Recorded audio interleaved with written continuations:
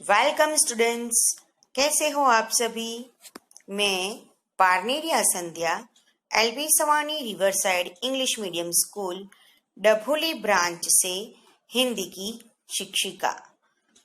आपकी पाठ्य पुस्तक का तीसरा पाठ है क्या निराश हुआ जाए। यह एक निबंध है। इस निबंध का हमने पहला भाग आगे समझ लिया था, तो आज हम इस निबंध का दूसरा भाग समझेंगे। तो चलो बच्चों, जाते हैं पाठ्य पुस्तक की ओर। बच्चों, हमने पिछली बार यह पाठ का पहला भाग देखा था। हमारी पाठ्य पुस्तक का यह पाठ है क्या निराश हुआ जाए। इसके लेखक है हजारी प्रसाद द्विवेदी। ठीक है, हमने देखा था कि जो श्रमजीवी है, जो गरीब लोग हैं, उसी के हिस्से में प्रामाणिकता रह गई है और जो जीवन मूल्यों का तिरस्कार करते हैं वो अच्छी तरह से जीवन जी रहे हैं। ऐसा हमने पिछली बार देखा था। अब हम आगे जाते हैं और देखते हैं। परंतु ऊपर ऊपर जो कुछ दिखाई दे रहा है वह बहुत ही हाल की मनुष्य निर्मित नीतियों की त्रुटि की देन है। जो मनुष्य द्वारा बनाई गई त्रुटियां है यानी कि खामियां है, उसी के कारण हमें ये ऐसा सब कुछ दिखाई देता है। हमें दिखाई देता है कि जो सच्चे हैं, बेबस लोग हैं, वह बहुत कुछ सहन कर रहे हैं। सदा मनुष्य बुद्धि नई परिस्थितियों का सामना करने के लिए नए सामाजिक विधि निषेधों को बनाती है। हमने देखा है हमेशा कि मनुष्य की बुद्धि नई परिस्थितियों का सामना करने के लिए, जो कोई भी परिस्थितियां उसके सामने आती है, उसका सामना करने के लिए कोई भी नए नए समाज के कानून, विधियां यानी कि निषेध, जो कुछ नहीं करना है, क्या करना है, ऐसा सब कुछ बनाती रहती है।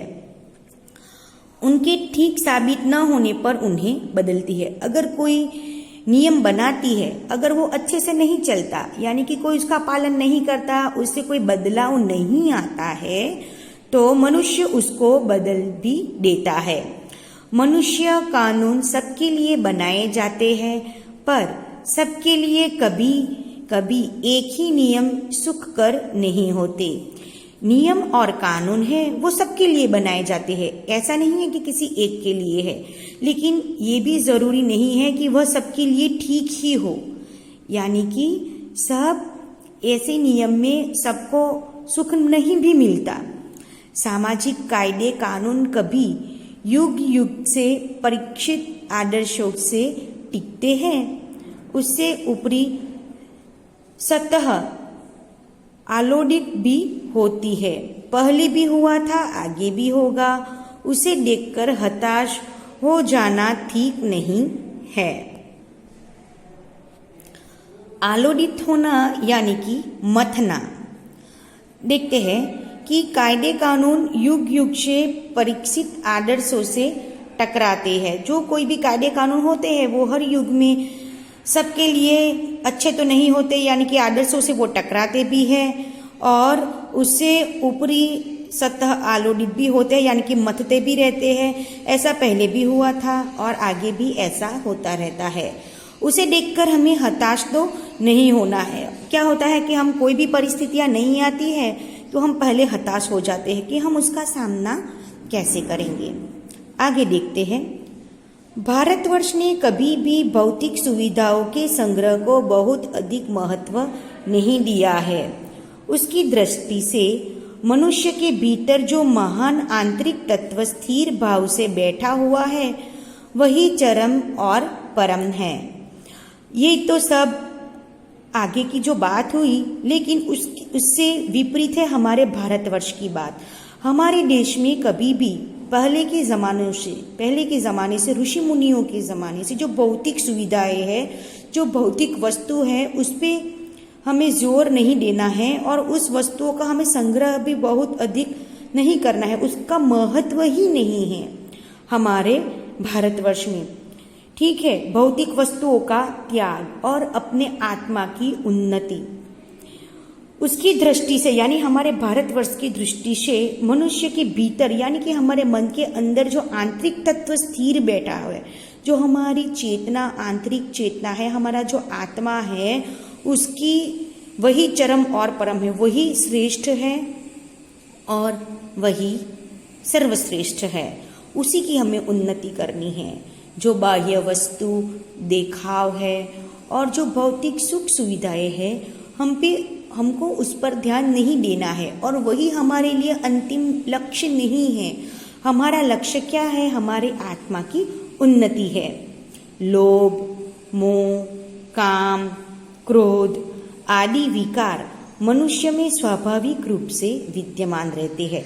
ऐसे तो सबके मन में होता ही है ना।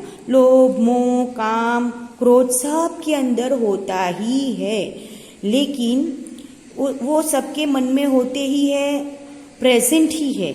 लेकिन हमें उसमें से किसको बाहर निकालना है और किसको अंदर रखना है, वह समझदारी हम में होनी चाहिए। पर उन्हें प्रधान शक्ति मान लेना और अपने मन तथा बुद्धि को उन्हीं के इशारे पर छोड़ देना बहुत निकृष्ट आचरण है। कि हमें जो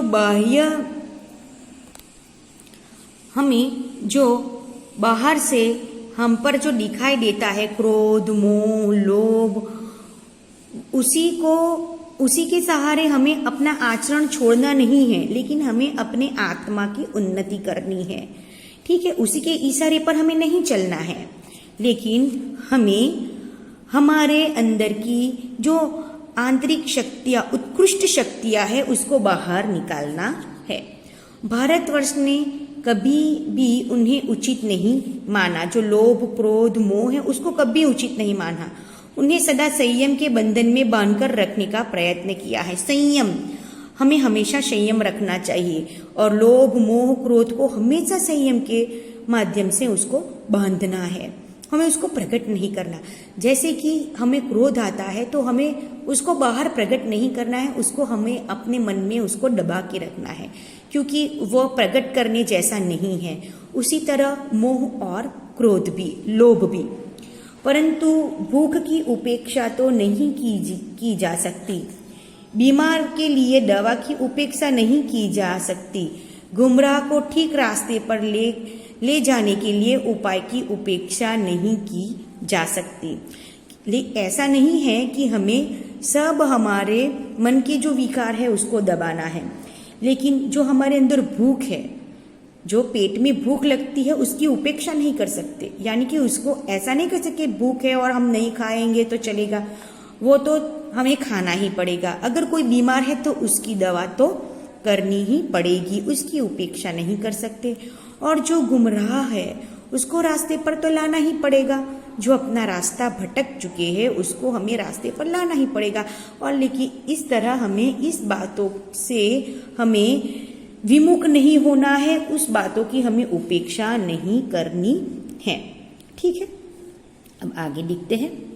हुआ यह है कि इस देश के कोटि कोटि लोग क्या है, दरिद्र जनों की हीन अवस्था को दूर करने के लिए ऐसे अनेक कायदे कानून बनाए गए हैं कि इस देश में दरिद्र जन, बहुत सारे दरिद्र जन हैं, करोड़ों दरिद्र जन हैं, उनकी हीन अवस्था को दूर करने के लिए, जो बहुत बुरी दशा में जी रहे हैं, उसको दूर करने के लिए अनेक कायदे और कानून बनाए हैं। जो जैसे कि जो कृषि उद्योग, वाणिज्य, शिक्षा और स्वास्थ्य की स्थिति को अधिक उन्नत और सुचारू बनाने के लक्ष्य से प्रेरित है। परंतु जिन लोगों को इन कार्यों में लगना है, उनका मन हर समय पवित्र नहीं होता।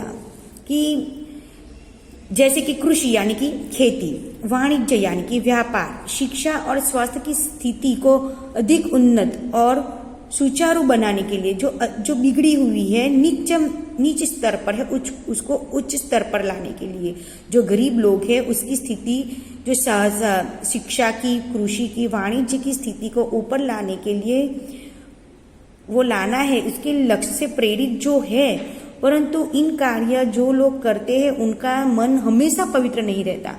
ठीक है, प्रायः ही वे लक्ष्य को भूल जाते हैं और अपनी सुख सुविधाओं की ओर ज्यादा ध्यान देने लगते हैं।